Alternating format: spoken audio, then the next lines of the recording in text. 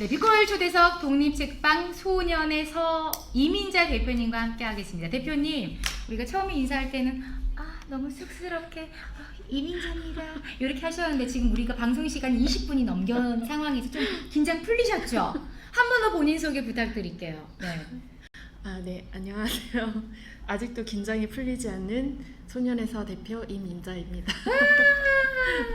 자, 소년에서, 책방 이름이 소년에서예요. 왜 이렇게 지었는지가 궁금해요. 소녀잖아요, 대표님은. 맞습니다. 근데 소년에서라고 지은 이유가 있을까요? 혹시 형제복지원 사건 알고 계시나요? 네. 네, 그 부산에서 일어난 그 인권 유린 사건인데 제가 이제 연극을 하다가 형제복지원 사건을 알게 됐어요. 그 형제복지원 사건이 이제 70년대부터 일어났던 그 인권 유린 사건인데 이제 불황인이라는 이름으로 사람들을 막 잡아들였던 사건이에요. 그래서 당시에 이제 사회 정화 사업이라고 해야 될까요? 특히나 86년 아시아게임, 88년 서울올림픽을 앞두고 이제 불황인이라고 생각되는 사람들을 거리에서 청소를 한 거죠. 네, 그래서 이 사건을 알게 되면서 이제 이 사건을 알린 책이 살아남은 아이라는 책이 있어요. 그래서 그 책을 좀 팔아보고 싶다. 그러면서 이 사건을 좀 알리고 싶다 이렇게 생각을 해가지고 서점을 시작을 하게 됐는데 이제 이름을 지어야 되잖아요. 그래서 굉장히 많은 이름을 고민을 하다가 또 이제 제가 좋아하는 책 중에 소년이 온다라는 책이 있어요. 한강 작가님의 책인데 또 5.18 민주화 운동을 다루고 있어요.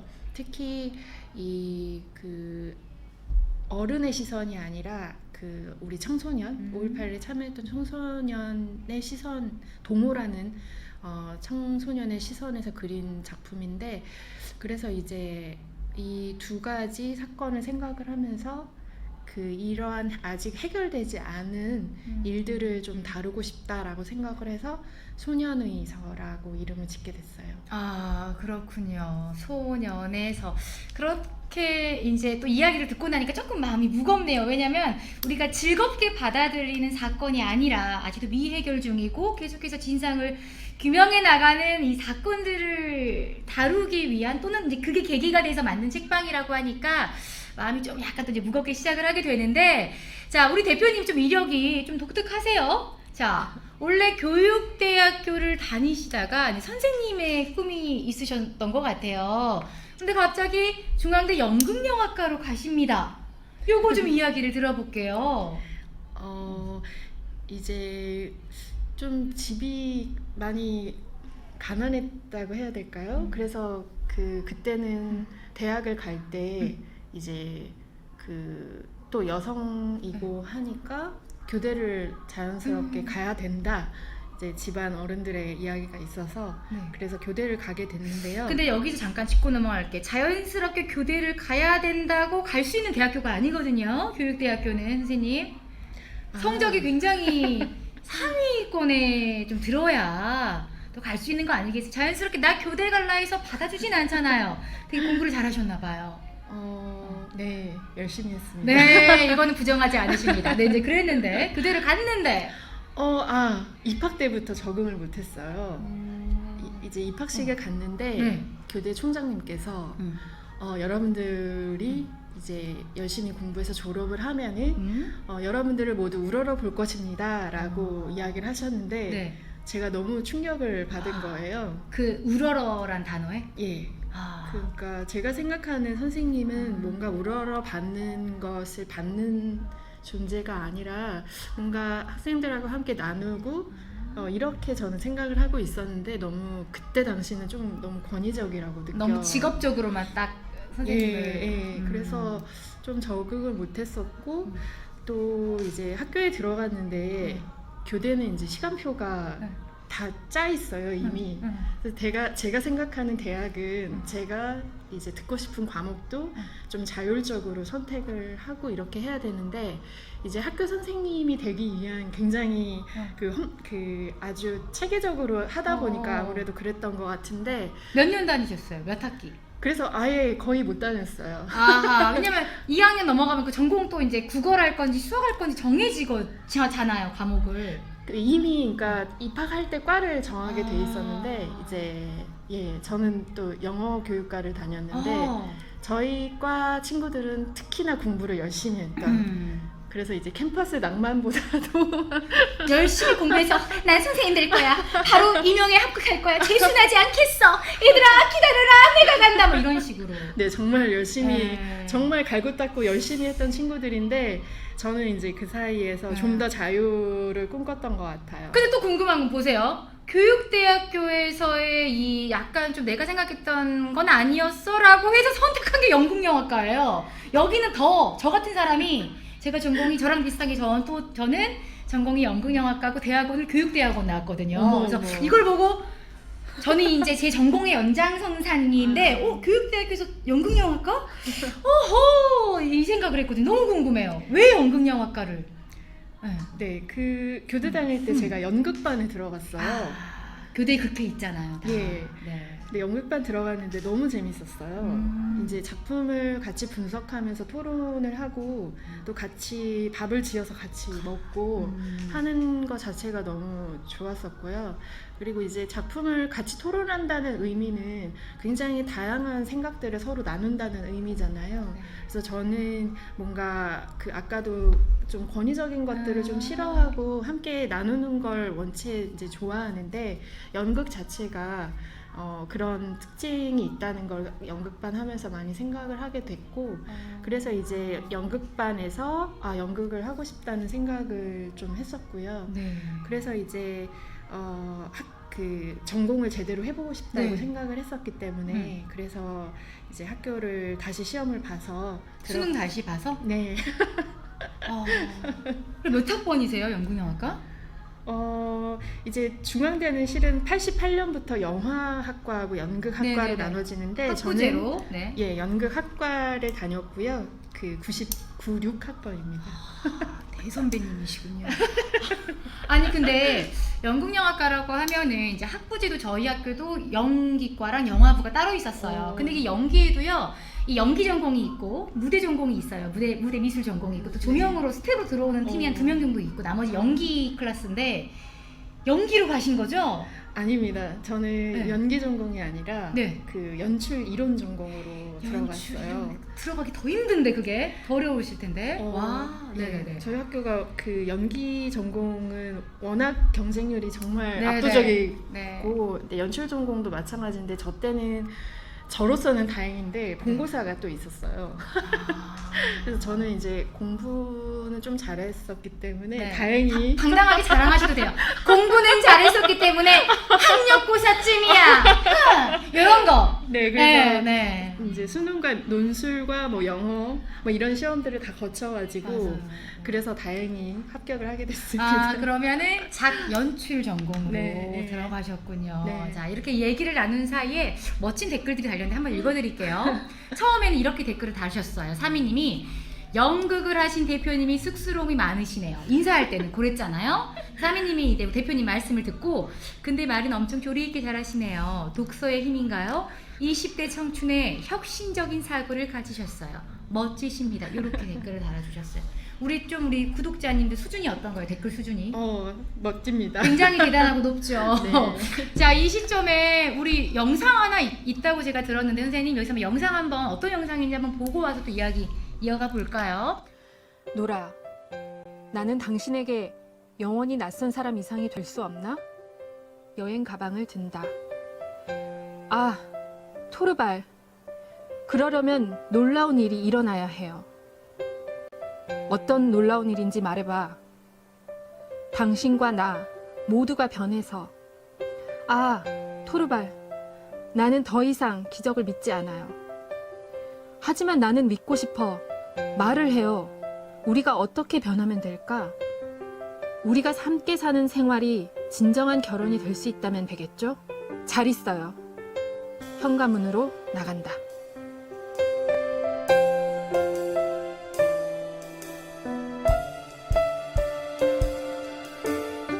안녕하세요. 저는 임인자라고 합니다. 저는 주로 연극을 해왔고요. 그리고 광주에서 작은 독립책방 소년의서를 운영하고 있습니다. 제가 오늘 소개할 나비책은 헨릭 입센의 인형의 집이라는 희곡입니다. 저는 연극을 전공했는데요. 아마도 서양 연극사였던 것 같아요. 연극사 수업 시간에 근대 희곡의 작품으로 이 인형의 집이 소개되었어요. 저는 그때 사실 이 작품이 왜 근대 희곡의 처음 시작인가 하는 거를 제대로 이해하지 못했었어요. 하지만 그 이후로 시간이 지나면서 여성으로서의 어떤 사회적인 벽, 유리천장 같은 세계 이런 것들을 느끼면서 왜 인형의 집이 근대 희곡의 시작이었나, 왜 입센이 근대 희곡의 아버지로 일컬어졌나 이런 생각을 하게 되었습니다. 저는 인형의 집을 읽다가 굉장히 놀랐던 장면이 있는데요. 주인공인 노라가 자신의 이름으로 통장 하나를 만들 수 없다라고 하는 장면이 있었어요. 그래서 노라는 남편의 이름으로만 뭔가 금융생활을 할 수 있었고, 그만큼 여성에게 주어진 권리가 아무것도 없는 세상에서 이 노라가 어떻게 세상의 부조리를 알아가게 되고, 세계의 이런 불합리한 구조를 알아가게 되고, 그래서 결국 무대를 박차고 세계로 나아가게 될 때 정말 통쾌함을 느꼈고요. 그거는 정말 마지막에 정말 딱 한 장면에서 나오거든요. 그럼에도 불구하고 당시의 공연이, 이 희곡이 공연으로 올라갈 때 세계의 많은 사람들이 굉장히 놀라움을 표했다고 해요. 왜냐하면 일단 여성이 주인공인 작품도 드물었을 뿐더러 그 여성이, 주인공 여성이 남편에게 각성을 요구하고 무대를 박차고 나올 때 굉장히 많은 사람들이 이 작품을 받아들일 수 없다 이런 정도로 했었다고 해요.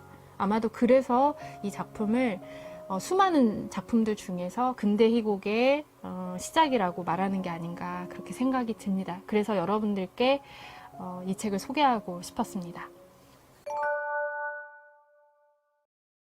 저는 노라를 닮고 싶다고 생각했어요.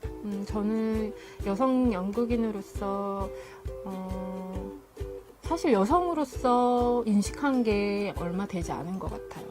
저는 남성의 언어 속에서 연극을 해왔던 것 같거든요.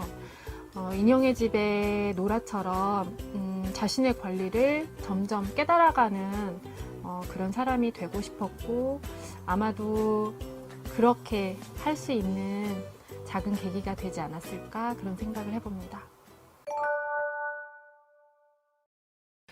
여성이여 일어나자. 연극인들이. 네. 우리 대표님과 좀 궁금한 게 많아가지고 이야기를 하는데 갑자기 영상이 뚝 끊겨버리니까 민망하네요. 자, 이렇게 해서 오늘 대표님이 이렇게 인형의 집 노라라는 이 내용을 가지고 이제 읽어주셨고, 또 대표님의 이 모습이 나왔는데, 다시 한번 저 책을 선택한 이유를 간략하게 한 번만 더 소개해 주시면 좋을 것 같아요. 왜 이 책을 선택했는지 아까 저랑 얘기했던 거 잠깐. 네, 그 인형의 집은 굉장히 오래된 희곡 중에 하나예요. 그런데 그 작품 내용을 보면 여성이 자기의 통장도 가질 수 없었던 이런 상황들을 그리고 있거든요.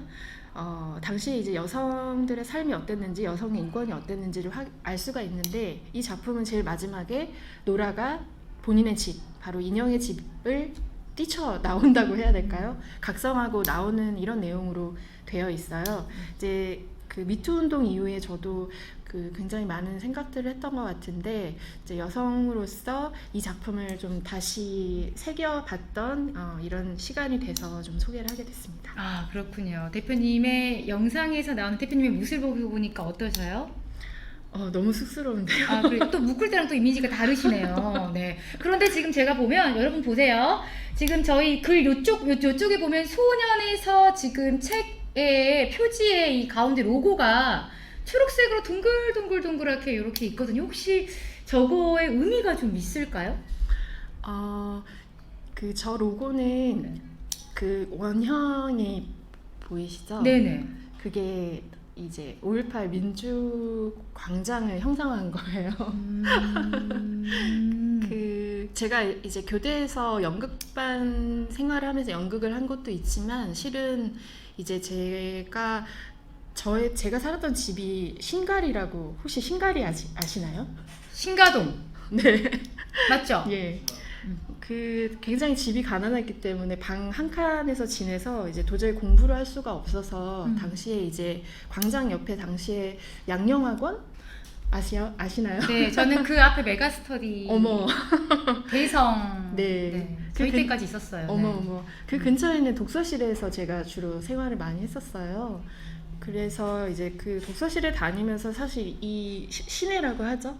양령이면 광주여고 나오셨어요? 아니요, 그렇진 않습니다. 아니면- 동아여고 나왔습니다. 그렇군요. 네, 그런데 이제 그 독서실에 있었기 때문에 여기 시내를 좀 많이 왔다 갔다 했었고요. 그러다 보니까 이제 저는 실은 5.18 민주화 운동을 사실 모르고 있었어요.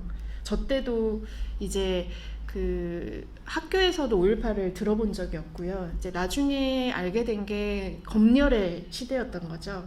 5.18을 말할 수 없던 시기에 저는 학교를 다녔기 때문에 우리 때는 영상은 보여줬는데 2교시 끝나고 예, 저희는 5.18이란 단어가 입 밖에 나올 수 없는 그런 시기였었죠. 그래서 이제 이 광장에서 사람들이 정말 많이 모여서 5월이면은 뭔가 우리가 해야 할 이야기들을 하고 이런 것들이 저는 이제 너무 와닿았었고, 그래서 이제 연극을 또 전공하면 첫 번째 시간에 배우는 게 그리스 비극이잖아요. 그 아고라에서 그 광장에 모여서 시민들이 함께 이야기를 나누고 시를 낭독하고 연극을 하고, 그래서 이런 것들이 너무 저한테는 광주하고 너무나도 맞닿아 있는 것이었기 때문에 그래서 이제 광장을 중심으로 네. 많은 활동을 했었고, 그래서 송전해설을 만들면서 그 광장이 저한테는 좀 중요한 그 모티브가 또 되었기 때문에 이제 로고를 저렇게 나름대로는 근데 물어봤을 때 설명을 해야 알겠네요. 그냥 봐서는 저게 제가 모를 수 있어요. 설명은 잘 설명 안 좀 해주세요. 합니다. 아, 네. 네. 오늘 설명 들었어요. 자, 감사합니다. 댓글 한번 읽어볼게요. 제가 어릴 때 국민학교에 다닐 때는 교육대학교 나오신 선생님들이 거의 없었습니다. 고등학교를 졸업하고 교원 양송소를 나와서 선생님 되신 분들이 많았습니다. 조금 오래된 얘기지요가 아니라 아주 오래된 얘기 같은데요. 네. 조금이 아닌데. 자, 사미님께서 대표님 고향이 궁금하다고. 고향. 아, 네. 조금 복잡한데요. 그 저는 태어난 건 인천에서 태어났어요. 그래서 제 이름이 인자이잖아요. 네. 인천에서 태어나서 예. 인천에서 태어난 낳는데 왜 딸이냐? 그래갖고 앞으로는 아들을 낳아야 된다라고 해서 아들 자자예요. 그래서 인자라는 이름인데 태어난 이름이 행복한 이름은 아니네요. 자식을 낳으면 부드러울 율 밝을랑 유랑아 부드럽고 밝게 살아라 라고 이렇게 부모님이 지어주시는데 어머. 너는 인천에서 태어났고 다음은 아들을 낳아야 되니 너의 이름은 인자다. 네. 슬프긴 한데 좀 우리가 긍정적으로 좀 바꿔볼까요? 네. 저는 뭐 좋아합니다. 많은 네. 질문을 주는 이름이라서 그래서 인천에서 태어났는데 네. 이제 당시에 이제 국민학교 3학년 때 네. 초등학교 3학년 때 83년도인가 광주에 왔어요. 네. 그래서 굉장히 뜨거웠던 광주를 살았죠. 90년대에. 네. 그래서 네, 그렇습니다. 태어난 곳은 인천이요. 초등학교 3학년에 광주에 왔다고 합니다. 사미님. 질문에 답이 되셨죠? 자, 계속 질문 이어가 보면 지금 연극제 예술감독 광주의 오래된 공간들을 주제로 도시횡단 프로젝트 예술감독을 맡으셨다고 하는데 이 도시횡단 프로젝트가 이미 진행이 된 건가요? 앞으로 될 건가요? 된 건데요. 음. 저는 이제 주로 사실 변방연극제라는 연극제 예술 감독을 굉장히 오랫동안 해왔어요. 네네. 그 변방연극제라고 하는 거는 이제 실험연극제로 시작을 한 연극제인데 그 변방이라는 단어가 되게 생소하실 것 같아요. 그런데 굉장히 실험적이고 또 그 앞서 나가는 전위적인 아방가르드한 그런 연극들을 좀 많이 하다가 이제 사회적인 목소리로서의 변방 이런 것들을 많이 생각하게 됐고, 아까 말씀드린 이제 형제복지원 사건도 네. 피해 생존자분들이 직접 무대에 오르시기도 하고, 그리고 또 평택에 가면 안정리의 기지촌의 할머님들이 지금 아직 살아 계세요. 그래서 이 할머님들이 직접 이제 연극에 올라와서 연극을 하시기도 하고, 그래서 굉장히 실험적이고 전위적인 연극 활동을 하다가 이렇게 이제 사회적인 목소리로서 연극 활동을 많이 했고요. 그리고 이제 도시횡단 프로젝트는 2013년도에 그 아시아문화전당에서 그 기획을 한 프로젝트예요. 이 도시횡단 프로젝트라는 이름은 제가 지었었는데, 이제 아까도 말씀드렸지만 제가 싱가리에서 여기 시내까지 매일매일 이제 학교를 등하교를 이제 어릴 때부터 하면서 도시를 참 많이 관찰하게 된 것 같아요. 제가 있던 싱가리는 당시에는 논밭. 이제, 논밭이 있던 곳이고, 아. 이제 제가 서림초등학교도 다니고 서광여중을 다니고 동아여고까지 오게 됐는데, 동아여고는 봉선동 네. 쪽인데 네, 점점 멀어진 거죠. 거리가 신가에서 봉선동 네. 쪽까지. 그래서 그 도시의 변화를 가장 많이 체감을 했던 것 같고, 네. 그러면서 이제 굉장히 다양한 것들을 이렇게 횡단하면서 다양한 생각들을 하게 됐고, 그래서 이제 도시횡단 프로젝트라는 걸 만들었고, 특히 당시 이제 문제의식은 그 사실 좀 지금도 그런 것 같아요. 아시아문화전당이 지역에 있는 광주 예술가들보다는 조금 외부의 외부의 인사를 초청해서. 그렇죠. 외부 인사를 많이 초청해서 작업을 했었기 때문에 저는 이제 광주 아티스트들하고 주로 많이 작업을 했고, 여기 지금 전일빌딩, 지금 생활문화방송이 245 생활문화방송이 있는 곳이 전일빌딩 245잖아요. 네네네. 당시에 이제 전일빌딩이 없어진다는 얘기를 들었었어요. 특히 이제 리모델링이 된다고 하는데 저는 조금 이해가 어려웠었거든요. 그 이유가 이제 5.18 민주화운동 하면 사진을 한번 보신 적 있을 거예요. 광장 사진을. 거기에 제일 그 높게 들어선 건물이 전일빌딩인데, 광주에서 전일빌딩을 다시 바꾼다는 거는 너무 좀 이상하다는 생각이 들었었고, 그래서 이제 당시에 전일빌딩하고 그다음에 들불야학이 있었던 광천 시민아파트에서 공연을 했었어요. 여기 그 지금 총탄자국 발견됐잖아요. 네, 전일빌딩. 네. 거기서 저희들이 연습하고 그러면서 이제 공연을 했었어요. 장소 특정형 공연을. 그리고 나서 이제 당시에 그 광주일보에서 칼럼도 써주시고, 그렇게 하면서 그 조금은 전일빌딩이 남는데 조금의 기여를 0.01%의 기여를 하지 않았나 그렇게 생각하고 있습니다. 그렇군요. 네. 자, 이 시점에 잠깐 또 분위기를 전환하는 틈을 타서 퀴즈 두 문제 맞히고 다시 돌아와서 질문 이어가 볼게요.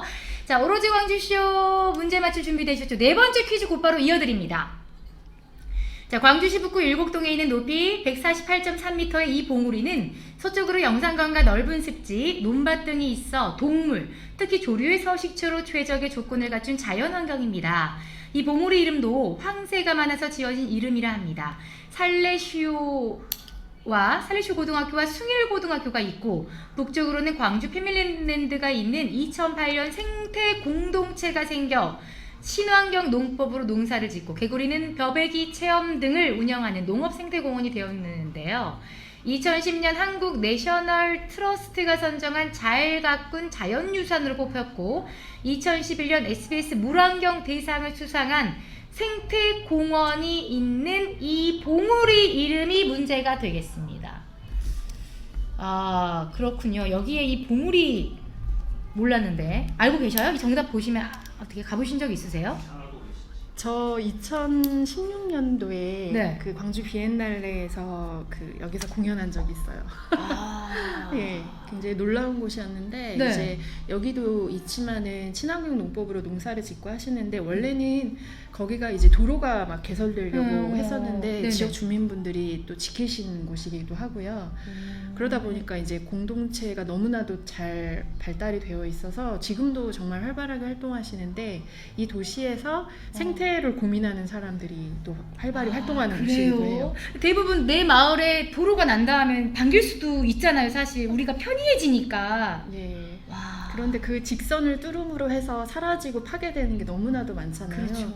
그런 고민을 하면서 지역 주민분들이 직접 지켜낸 곳이기도 합니다. 아, 또 그래서 이곳에서도 연극 작품을 하신 경험이 또 있으시고. 네. 오늘 우리 대표님 맞춤형 질문이네요. 네, 아주 좋아요. 네. 자, 그렇다면 문제는 누가 맞췄는지 보겠습니다. 한세봉, 발해봉, 황세봉 해주셨는데 아무리 생각해도 난 마늘님 구글 없이는 못 맞추는 문제라고요. 네, 구글이 열일했습니다. 한세봉 정답입니다. 와. 한세봉이었습니다. 네, 사미님 옥녀봉, 뭐 세시봉 다 나와야죠. 뭐. 다음은 이제 오로지 퀴즈 마지막 문제 이어가 볼게요. 자, 광주의 사라진 명소 알아보기가 되겠습니다. 이곳은 1981년 동구 지산동에 문을 연 호텔. 이거 오늘 뉴스 기사로 어제 본 것 같은데. 2년 전에 광주시가 생태호텔을 만들겠다며 369억 원을 들여 사들였습니다. 이후 재정 부담 등을 이유로 계획은 원점으로 돌아갔죠. 최근 국가문화시설을 유치하는 것으로 가닥을 잡았고요. 국립현대미술관 분원인 디지털 아트관 유치를 지원 요청했고 국립시설이 만약에 어려울 경우에 대안으로 오페라하우스도 괜찮네 검토되고 있다고 하는 요곳 어딘지 아시죠? 네, 요곳 뉴스에서 어제도 제가 봤어요. 저녁 뉴스에서 본 것 같아요. 자, 이곳 장소 맞히는 거예요. 뭘까요? 자, 사미님 뉴스에 자주 나오잖아요. 어서들 맞추라고 해주셨는데 자, 사미님은 정답을 아시니까 일부러 라마다 호텔이라고 오답을 주셨어요. 자, 아이스 아메리카노님은 아는 호텔 다 찍어봅니다 해주셨는데 네, 역시 찍은 것 중에 답이 있습니다. 자, 무등파크 호텔, 신양파크 호텔이라 해주셨는데 정답은 신양파크 호텔 정답이 되겠습니다. 혹시 대표님 이곳에서도 연극을 해보셨을까요? 이 문제는 제 맞춤형 문제는 아닌 것 같은데요. 네. 그 서점 운영하다 보면 사실 관광객이 광주에 좀 많이 오시잖아요. 네네네네. 근데 사실 광주가 좀 아쉬운 게 그때 머물 만한 곳이 없어서 주로 이제 광주에서 1박보다는 하루 정도 이렇게 보고 가시는 경우가 많더라고요. 그래서 이렇게 호텔이 만들어진다면 좋겠다는 기대를 좀 하긴 했던 것 같아요, 저는. 근데 이렇게 저도 문화예술 활동은 실은 하지만 이렇게 문화예술 기관이 들어선다는 거는 잘 모르고 있었어요. 네. 아, 그렇군요. 네. 그래서 정답을 우리 아이스 아메리카노님이 맞춰주셨습니다. 광주에도 좀 큰 호텔이 하나 생기면 좋겠죠. 꼭 커야 된다 이런 건 그러면 작은 아니지만 호텔이 생기면 좋겠죠. 네, 머물 바로 곳이 바꿔. 많으면 좋겠다. 그렇죠. 네. 이렇게 많은 관광객들이 와서 편히 쉬다 갈 수 있는 공간이 좀 네. 있으면 좋겠다라고 의견해 주셨습니다. 자, 소년에서 책방이니까 당연히 책이 많이 있겠죠. 근데 그곳에 가면 새 책도 있을 뿐만이 아니라 헌책, 또 기증하는 책들도 많이 있다고 들었습니다. 그곳에 있는 책들에 대해서 좀 이야기 좀 해주세요. 네, 그 소년에서 음. 처음 시작할 때 이제 제가 제 페이스북에 네. 책을 보내주시면 감사히 이제 쓰겠다라고 올렸는데 정말 많이 보내주신 거예요. 처치 곤란 정도로 설마 많이 본인들이 버려야 될 책들 다 일로 보낸 거 아니에요? 막 너무- 찢어진 책? 막? 그런 건 아닌데 너무 감사하게도 네. 정말 많이 보내주셔서 우리 서점이 헌책이 더 많을 정도였어요. 처음에 시작할 때는. 지금은 아니지만 이제 주로 그 예전에 7, 80년대 사회과학 서적도 많이 있고요. 그다음에 생태 관련이나 또 예술 관련한 책들도 좀 많이 보내주셨고요. 예, 제가 또 한참 실은 막 데모도 하러 다녔어요. 블랙리스트 막 싸움을 하면서 그때도 책이 계속 와가지고 우리 이웃인 광주극장에서 또 책을 보관해 주시기도 하고 네. 이랬었습니다. 아, 그렇군요. 네. 그러면은 지금 평소에는 그 책방에서 계속 아침에 오픈을 하고 마감을 하고 책과 함께 파묻혀 살고 계시는 거예요? 요즘 활동하시는 게?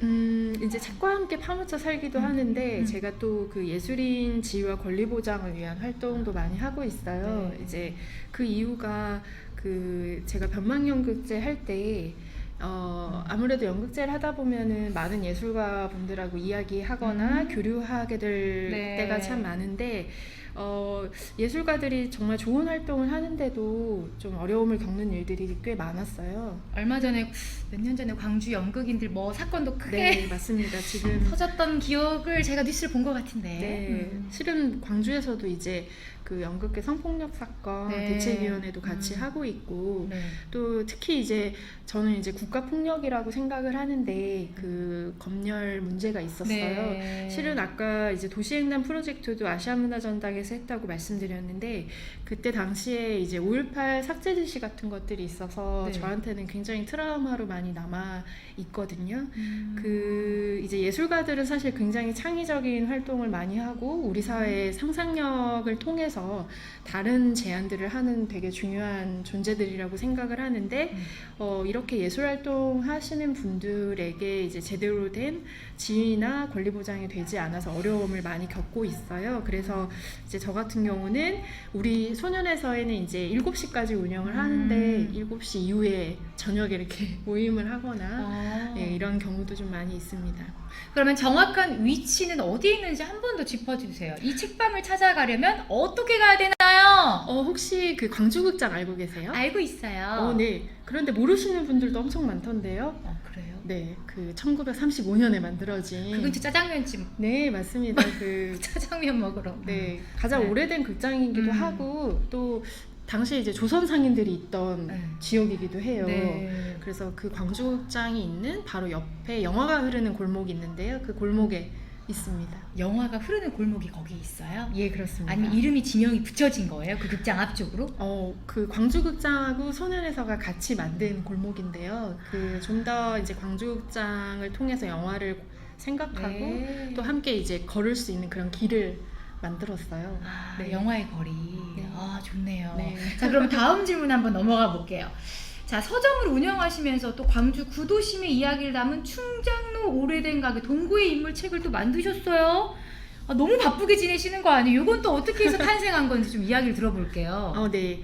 이거는 처음에 시작은 광주극장 우리 김영수 전무님하고 이야기를 나누다 시작이 된 건데 제가 이제 광주에 다시 제 2의 고향인 광주에 다시 내려오면서 어디에 서점을 해야 되나 이런 고민을 할 때 그 아시아문화전당 주변은 절대 가고 싶지가 않았어요. 그래서 이제 광주극장에 가게 됐는데 광주극장은 굉장히 많은 이제 민간이 운영하는 곳이잖아요. 그래서 이제 광주극장 옆으로 자리를 잡게 됐는데 전무님하고 이야기를 나누다가 전무님이 정말 스쳐 지나가는 이야기로 여기가 조선 상인들이 있던 지역이라는 얘기를 해주신 거예요.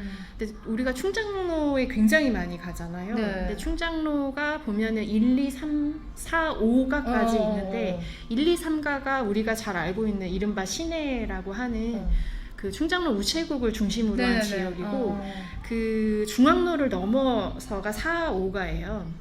그런데 한복집 많고. 예, 맞습니다. 네. 그래서 광주극장 전무님이 정말 스쳐 지나가는 얘기로 조선인 상인들이 있다는 얘기를 들었을 때 너무 알고 싶다는 생각이 들었어요.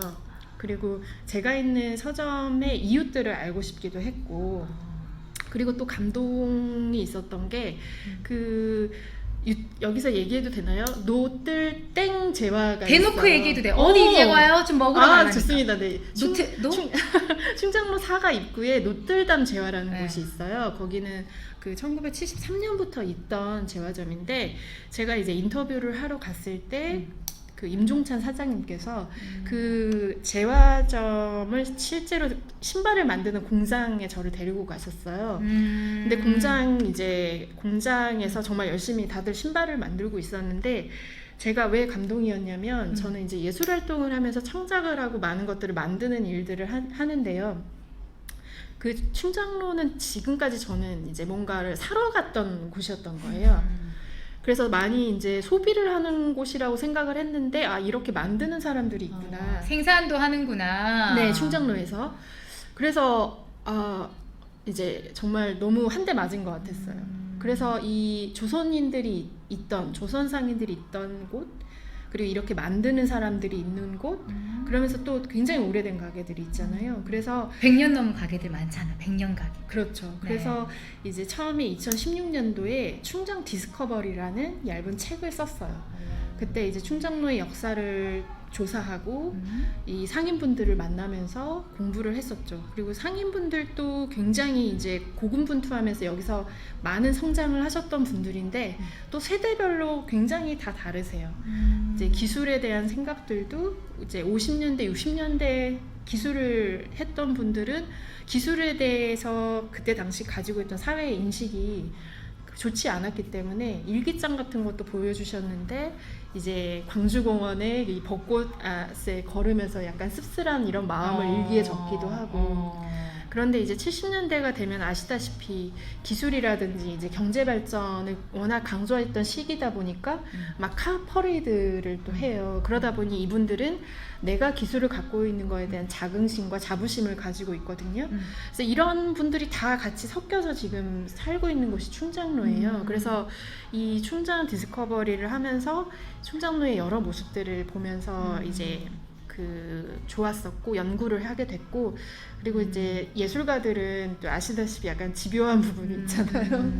제가 생각하고 들었던 이야기들이 이제 실제인지 조사도 하고요.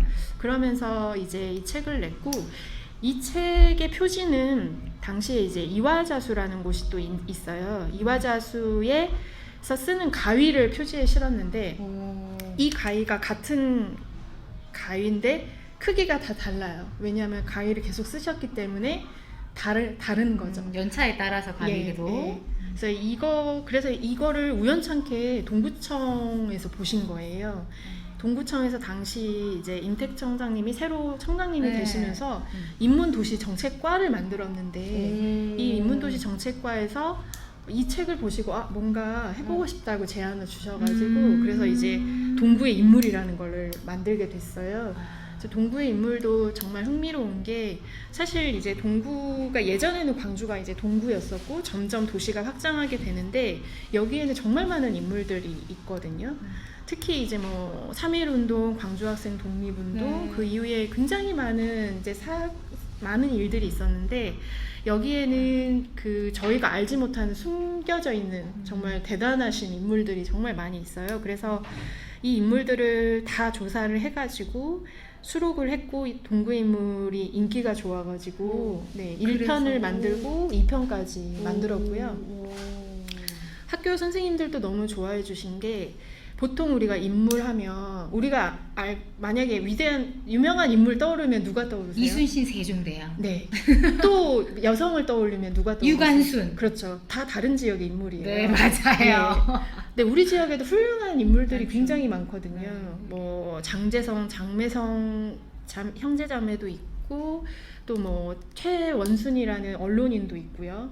옥살이를 하셨던 분도 있고 뭐 현덕신이라고 해서 호남 최초의 여성 의사분도 계시고 근데 이런 인물들이 다 맞네. 우리 시대를 변화하는데 중요한 역할을 했거든요. 근현대적인 인물들을 저는 방금 거론하셨는데 아무도 모르겠네요. 그렇죠. 저희가 알지를 못해요. 광주인데도 광주에서 사실 광주에서 관심이 없어요. 하지만 정말 훌륭한 인물들이 많아요. 그래서 이 인물들에 대한 기록들을 정말 다 찾아가지고 한 거죠. 아주 좋은 일 하셨어요. 네. 그리고 이제 여기 건너편은 아니지만 구시청 쪽에 가면 흥학관이라는 건물도 있는데 혹시 흥학관에 대해서 들어보셨어요? 흥학관이 이제 우리 역시 조선인이 만든 곳인데 1920년대에 각종 사회단체들이 있었던 곳이에요. 들어가면이 어떤 인쇄 직공 노동조합도 있었고 당시 광주 청년회, 광주 여성의 광주 야합 이런 것들이 열린 대단한 곳이 있는데 지금도 이제 지금 전일빌딩도 아마 그런 공동체 역할을 하고 있는 걸로 알고 있는데 이런 장소들이 있는데 지금 다 사라졌죠. 그리고 알지 못하고 있죠. 그래서 그런 장소들도 기록을 확인하다 보니까 알게 된 것이고 그래서 그런 장소들도 이제 찾아가지고 기록을 하기도 했고요. 이런 것들을 책으로 내는 것도 좋지만 프로그램화해서 이렇게 여름방학, 겨울방학 때 아이들과 함께 광주의 위대한 큰 현대 인물들을 직접 찾아가 보는 이 프로그램을 만들어도 참 좋을 것 같아요. 우리가 왜 굳이 유관순, 이순신도 알아야 되지만 네. 광주에 태어난 자부심을 네. 가지고 요거 한번 방학 때 쏙 집어넣어 보시면 좋을 것 같은데요. 아주 좋죠. 네.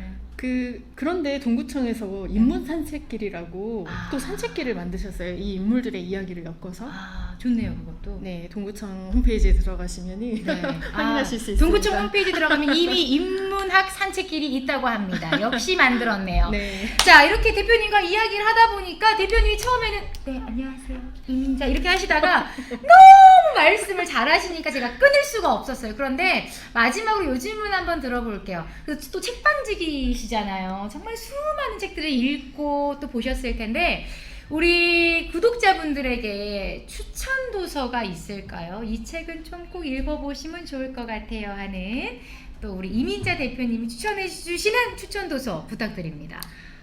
네. 아까 충정로 오래된 가게 얘기는 좀 못했는데 역시 이어서 했던 작업이고요. 충장 상인회 분들하고 같이 했고 두 권을 추천을 한다면 저희 광주에서 만든 책을 추천하고 싶은데요. 네네. 하나는 저희 소년의 설가 만든 책이 있습니다. 우리가 원하는 것을 아무도 모를 때라는 책인데요. 혹시 늘품 학교라고 혹시 아세요? 이름은 들어본 것 같아요. 예, 광주의 동구에 있습니다. 학교 밖 청소년들과 함께 하는 곳인데요. 최근에 이제 얼마 전에도 뉴스에서 늘품학교 학생은 아니지만 이제 시설에 있다가 네. 자립한 청년이 스스로 이제 돌아가신 사건도 있었는데 네. 사실은 이제 사회가 이제 제도가 포용하지 않는 사각지대들이 굉장히 많잖아요. 근데 이 사각지대 중에서도 이들과 함께 하는 학교가 진짜 고군분투하면서 열심히 하고 계세요. 그래서 이곳에서 학생들과 함께 나눴던 수업 시간에 나눴던 이야기들을 엮은 책이거든요. 우리가 원하는 것을 아무도 모를 때. 그래서 이 책을 추천하고 싶고요. 하나는 동구의 기억 책방이라는 책방이 있는데 여기서도 이제 출판을 하고 계세요. 글을 낳는 집이라고. 여기에서 이제 나에게 새로운 언어가 생겼습니다라는 책을 또 출판하셨는데요. 나에게 새로운 언어가 생겼습니다라는 책은 장애를 가진 여성분들의 이야기예요. 그래서 광주 전남에서 활동하고 있는 장애 여성분들이 직접 쓰고 또 이제 쓰기 어려우신 분들은 구술을 통해서 이제 정리한 책인데 장애에 대해서 우리가 그냥 막연하게 갖고 있는 생각들을 책을 통해서 좀 더 가까이 생각 좀 할 수 있거든요. 그래서 여러분들께 꼭 추천하고 싶습니다. 이 우리가 원하는 걸 아무도 모를 때는 각 기관 단체장님에게 좀 추천 도서로 드리는 게 어떨지 전 그런 생각이 좀 드네요, 선생님. 네. 좀 각 기관 단체 보내주셔도 좋을 것 같아요. 사회복지과에 예. 사각지대 이야기들이 좀 많이 있으니까 좀 네. 보시고 들어보시고 현장을 가셔서 정말 직접 행정을 펼치시라. 네. 그 이야기를 하면 좋을 것 같다는 생각이 드네요. 네. 자, 우리 최상봉님, 네, 고맙습니다. 광주극장은 제가 다녔던 중학교 재단인 유은학원 이었던 극장이라고 또 최상봉님께서 우리 또 오로지 광주의 최고의 애청자시거든요. 그리고 역사 박물관이에요, 이분이. 광주의 역사. 모르는 게 없어. 최상봉님, 저 최근에 광주극장에서 이제 지금 아직 오픈은 안 했지만 곧 광주극장에 사진을 모집하려고 하고 있어요. 기억이나 추억. 그때 꼭 응모해 주시기 부탁드리겠습니다. 네네, 최상봉이 혹시 광주극장의 중학교 시절에 책이 있으시면 사진이 있으시면 보내주시면 선물도 당연히 주잖아요. 아마도 그렇지 않을까 네, 그렇지 싶습니다. 않을까요? 네, 사진 있을 것 같아요, 왠지. 예. 네, 이분은 아주 우리 광주의 모든 근현대를 알고 계시는. 네. 네, 고맙습니다. 자, 오늘 이렇게 우리 이민자 대표님과 함께 했습니다. 대표님, 오늘 오강쇼 해보니까 어떠셨어요? 어떻게 하고 싶은 얘기 다 하셨어요? 제가 사실은 질문 하나를 못 드렸는데 딱 지금 시간이 오버가 되긴 했지만 1분 시간 드릴게요. 이 얘기는 꼭 하고 싶어요. 네. 그 전일 방송이 이렇게 생활문화 방송으로 이어져 간다는 게 참 놀랍고 대단한 것 같아요. 아시는 것처럼 전두환 시기에 네. 사라졌던 방송이 이렇게 부활한 거잖아요. 더 띄워주셔도 돼요. 저희 네, 얘기할 이렇게 거면. 시민 방송을 통해서 이렇게 만들어진다는 게 저는 정말 의미가 있다고 생각하고 네. 또 특별히 이렇게 저를 초대해 주셔서 너무너무 감사합니다. 앞으로도 이 방송이 지속되고 또 멋진 방송으로 또 많은 시청자분들과 함께 하기를 소망해 보겠습니다. 감사합니다. 고맙습니다. 우리 대표님이 할 일은 구독과 좋아요 눌러주시는 일입니다. 자, 오늘 이렇게 소년에서 또 우리 이민자 대표님과 오로지 광주시 함께 했는데 여러분 어떻게 보셨는지요? 한 주간도 늘 건강하시고 비 조심하시고요. 그리고 이어서 띵송 바다새 들으시면서 주광 선생님과 함께하는 광주 노래 이야기로 다시 돌아오겠습니다. 어디 가지 마세요. 저희만 잠깐 이제 집에 갈게요. 이제 안녕. 고맙습니다.